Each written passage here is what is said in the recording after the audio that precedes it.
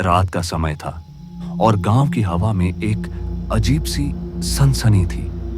उत्तर प्रदेश के एक छोटे से गांव सूरजपुर में बस्ती के बाहर एक पुराना बरगद का पेड़ था, जिसके बारे में लोग फुसफुसाते थे और कहते थे कि रात के सन्नाटे में उस पेड़ की डालियों से अजीब सी आवाजें आती थीं, मानो कोई अदृश्य शक्ति वहां निवास करती हो। उस रात गांव का युवक रमेश अपने खेतों से देर से लौट रहा था।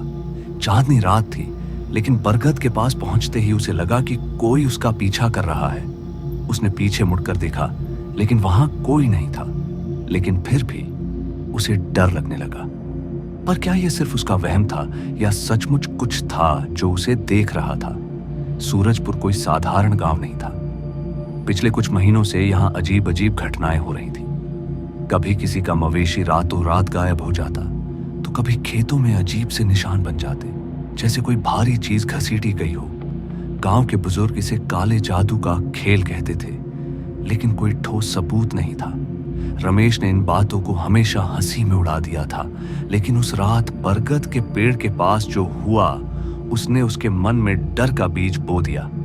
अगली सुबह उसने अपने दोस्त श्याम को यह बात बताई, पर श्याम ने हंसते हुए कहा, अरे रात में भूतों का डर लगता है क्या?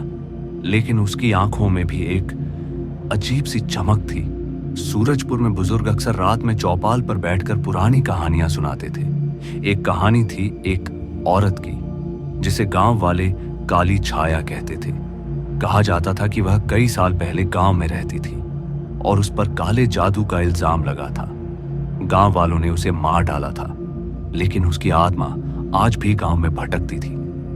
पर रमेश को ये कहानियां बचपन से सुनने की आदत थी, लेकिन अब उसे लग रहा था कि शायद इन कहानियों में कुछ सच्चाई हो। उसने ठान लिया कि वह इस रहस्य को सुलझाएगा, लेकिन उसे नहीं पता था कि यह जिज्ञासा उसे कहां ले जाएगी। अगले दिन रमेश अपने खेत में गया तो उसे वहां कुछ अजीब से निशान दिखे। ये निशान गोल गोल थे, जैसे किसी ने जमीन पर कोई ज्यामितीय आकृति बनाई हो। उसने आसपास देखा, लेकिन कोई सुराग नहीं मिला। उसने श्याम को बुलाया और दोनों ने मिलकर उन निशानों की तस्वीरें ली। और तभी श्याम ने कहा, यह तो किसी तांत्रिक का काम नहीं लगता, ये कुछ और है, ना कुछ ऐसा जो हमारी समझ से बाहर है। और ये सुनकर रमेश का मन बेचैन हो उठा। उसने सोचा, क्या यह सचमुच काला जादू था या कोई और रहस्य? पर अब जल्दी ही गांव में इन निशानों की खबर फैल गई। लोग डरने लगे। कुछ ने कहा कि यह किसी बाहरी व्यक्ति का काम है जो गांव में अशांति फैलाना चाहता है, तो कुछ ने इसे काली छाया की वापसी बताया। पर रमेश ने गांव की पंचायत में इस बारे में बात की, लेकिन कोई ठोस जवाब नहीं मिला।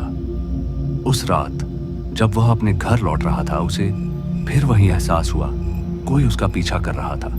और इस बार उसने हिम्मत करके पीछे मुड़कर देखा और उसे एक काली परछाई दिखी, जो पलक झपकते ही गायब हो गई। रमेश अब पूरी तरह डर चुका था। उसने श्याम और कुछ दोस्तों के साथ मिलकर रात में बरगद के पेड़ के पास पहरा देने का फैसला किया।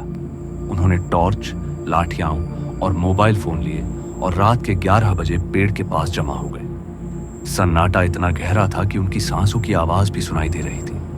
तभी अचानक हवा में एक ठंडी लहर चली और पेड़ की पत्तियां जोर जोर से हिलने लगी। रमेश ने टॉर्च की रोशनी इधर उधर घुमाई, लेकिन कुछ दिखाई नहीं दिया। फिर अचानक एक तेज चीख गूंजी। चीख इतनी भयानक थी कि सारे दोस्त डर के मारे भागने लगे। पर रमेश ने हिम्मत करके टॉर्च की रोशनी उस दिशा में डाली जहां से चीख आई थी, लेकिन वहां कुछ नहीं था सिवाय एक छोटे से गड्ढे के, जिसमें से धुआं सा कुछ उठ रहा था। श्याम ने कहा, यह क्या भला है? अब रमेश ने गड्ढे के पास जाकर देखा तो उसमें कुछ काले पत्थर थे, जिन पर अजीब से निशान बने थे। उसने एक पत्थर उठाया और उसे छूते ही उसे लगा जैसे उसका शरीर सुन्न हो गया। लेकिन रमेश उस पत्थर को अपने घर ले गया और उसे ध्यान से देखा। पत्थर पर बने निशान किसी प्राचीन भाषा जैसे लग रहे थे।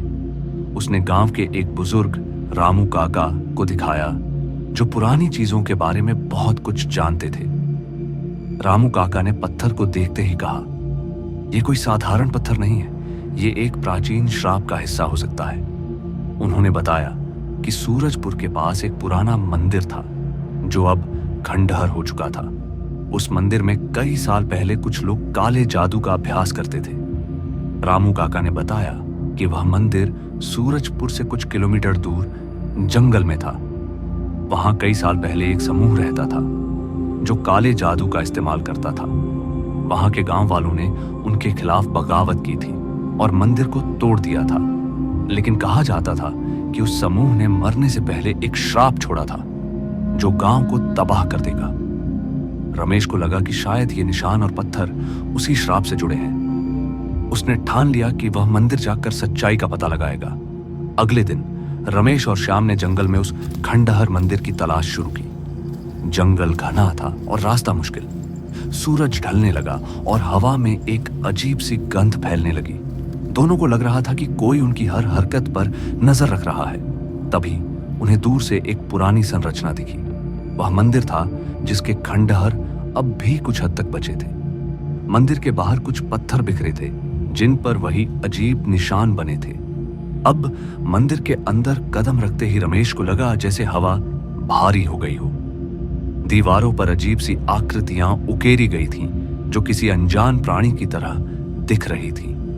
श्याम ने कहा, हमें यहां से चले जाना चाहिए, यह जगह ठीक नहीं है। लेकिन रमेश ने हार नहीं मानी। उसने मंदिर के एक कोने में एक पुराना गड्ढा देखा जिसमें कुछ और काले पत्थर थे।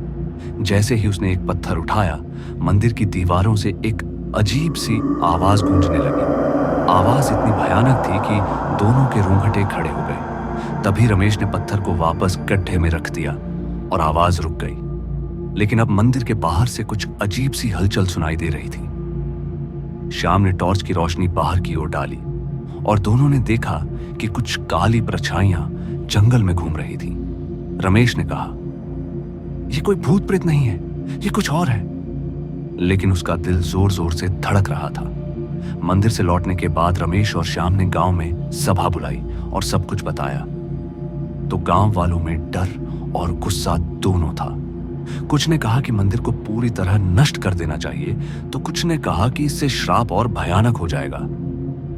पर रामू काका ने सुझाव दिया कि गांव के बाहर एक पुराना साधु रहता है जो प्राचीन रहस्यों को समझता है। और यह सुनते ही रमेश ने फैसला किया कि वह उस साधु से मिलेगा। साधु का आश्रम गांव से दूर एक पहाड़ी पर था। रमेश और श्याम वहां पहुंचे तो साधु ने उन्हें देखते ही कहा, तुम उस शक्ति को छेड़ चुके हो जो सो रही थी।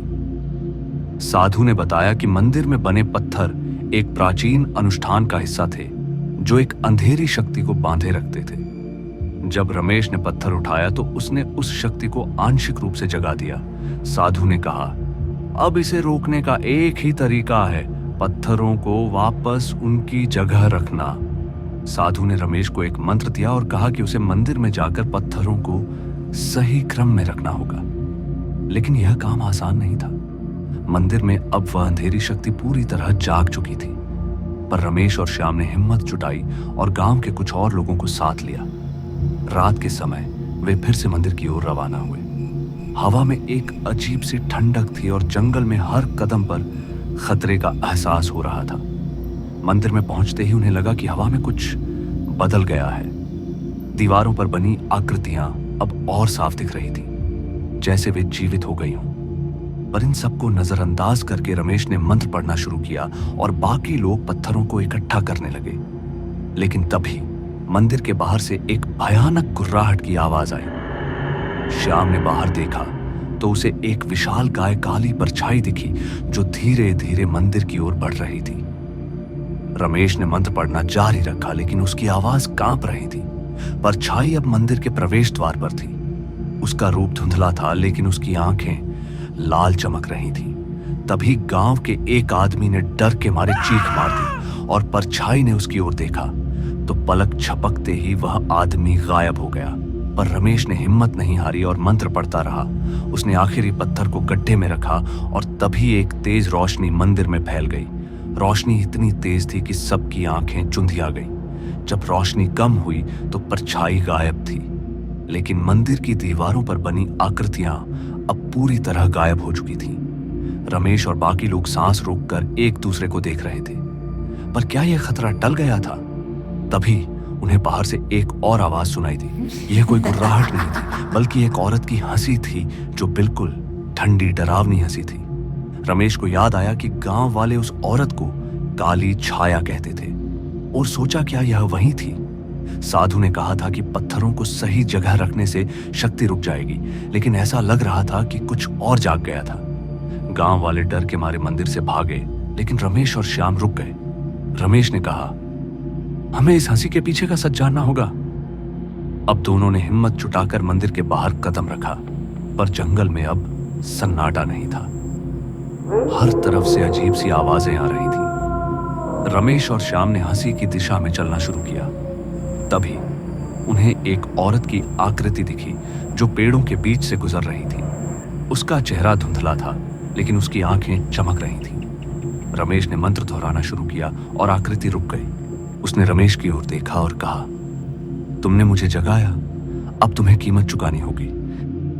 आकृति ने बताया कि वह काली छाया नहीं थी, बल्कि एक प्राचीन शक्ति थी, जिसे गांव वालों ने सालों पहले बांध दिया था। पत्थरों को हटाने से वह आजाद हो गई थी। उसने कहा, मैं न तो अच्छी हूं न बुरी, मैं सिर्फ एक शक्ति हूं जिसे तुम्हारी दुनिया ने भुला दिया। पर रमेश ने पूछा, तो तुम गांव को क्यों परेशान कर रही हो? तभी शक्ति ने हंसते हुए कहा, मैं नहीं, तुम्हारा डर मुझे बुलाता है। और तभी रमेश को समझ आया कि यह शक्ति गांव वालों के डर से और ताकतवर हो रही थी। उसने श्याम से कहा, हमें गांव वालों को समझाना होगा कि डर को छोड़ दें। अब दोनों गांव लौटे और सभा बुलाई। रमेश ने सबको बताया कि यह शक्ति उनके डर से जीवित है। अगर वे डरना बंद कर दें तो शक्ति कमजोर हो जाएगी। लेकिन गांव वालों को यकीन दिलाना आसान नहीं था। रमेश ने फैसला किया कि वह शक्ति का सामना करेगा। उसने गांव वालों को एकजुट किया और मंदिर में एक आखिरी अनुष्ठान करने का फैसला किया। साधु के दिए मंत्रों के साथ उन्होंने मंदिर में एक हवन किया। जैसे जैसे मंत्र गूंजे, हवा में एक अजीब सी शांति छा गई। काली परछाई फिर से प्रकट हुई, लेकिन इस बार वह कमजोर दिख रही थी।